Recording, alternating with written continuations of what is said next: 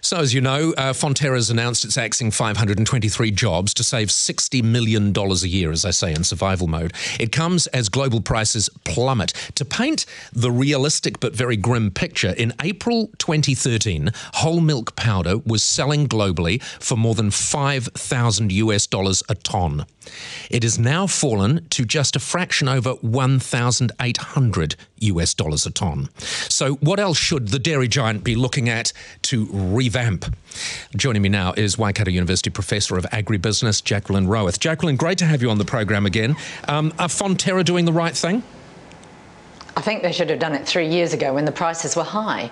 For them to be reacting right now and creating chaos within its own ranks is very worrying for the farmers. Now is the time when all the staff should be focused on positioning product to best value, best returns for the farmer. And instead, they're concerned about whether they will have jobs. Some of them have gone, and it's going to cost 10 to 15 millions right this year just in the redundancies. Just making people redundant, yeah. And what happens when you have an upheaval like this is you actually end up taking your eye off the ball. Do you agree with me that there will be many people being made redundant who actually were contributing nothing to the effective running of Fonterra?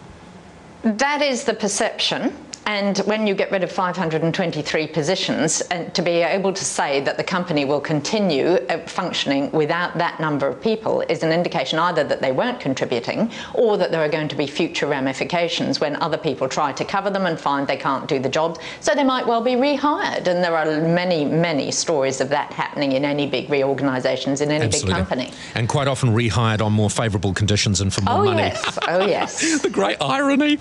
Okay, so let's look at what Fonterra are saying they want to do. They want to add value. Now, I know that you've said this in the past. That's advice that you've given them in the past.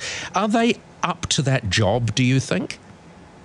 They're trying to add value post-farm gate, that is by creating products that people want, and missing, I think, the point that pre-farm gate, what our farmers do is where we add a competitive advantage to our milk products. Our milk powder is distinguishable from others, from other countries, which is the definition of a commodity, that you can't distinguish it. But our farmers, in their welfare, their human employment relations, their environmental compliance, the quality of the product, and the fact that it's mostly pasture-fed and free range, that's huge value for a very small proportion of the world. But a small proportion of the world is still millions of people, and we should be targeting those. Do you think we are not? Because that just seems so obvious. We know that there is a dairy product glut globally, but that ours is sought after. How can they not be targeting that? An auction is a who wants it, and when you declare the lowest price that you'll accept, is it surprising that some people say, okay, we'll give you that and nothing more? And that's exactly what's been happening. And that's very sad for the New Zealand farmer, who copes with far more compliance costs than any other country. And by the way, does it without subsidies. Remember that a lot of the income for farmers in the developed countries come through subsidies. Ours do it with no assistance. You know, so what worries me here is this the tyranny of scale? So you see this phenomenal company be constructed when times are happy, when things are going well, the company can't help but succeed. But when things are tough, you need to be nimble and you need to be smart. Yep. Of interest is that is what Craig Norgate, who departed this mortal coil recently, actually envisaged. He thought it would be a team of 50. That was his aim, leading Fonterra, being nimble and smart. And we do need a certain amount of scale for economies. But I do think you're right that there have been too much sort of increasing in size in Fonterra, and that means an awful lot of people don't actually understand the grass through to the glass phenomenon that New Zealand farmers can create. We're going to talk a lot more about this in the future. I just want to end this, Jacqueline, by talking about those dairy farmers who are really finding it tough. Do you worry at the moment about the really under-stressed dairy farmers?